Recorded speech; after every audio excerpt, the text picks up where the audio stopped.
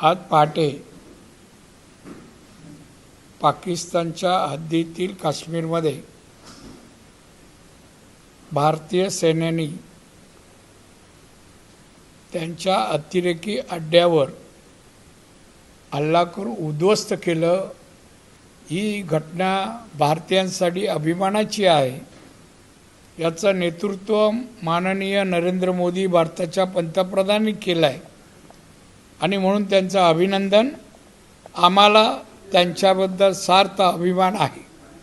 आता तर जिल्ह्यात देखील अशाच पद्धतीचा आनंदोत्सव एक प्रकारे साजरा केला जातोय, कारण हल्ला झाल्यानंतर पुण्यामध्ये देखील फटाक्यांची आतिषबाजी करण्यात। हो, चांगली गोष्ट आहे ना।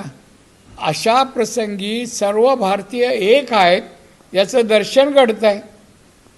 जात पात धर्म पक्षभेद नाहीत हे दिसून येतं। ही भारतासाठी चांगली गोष्ट आहे।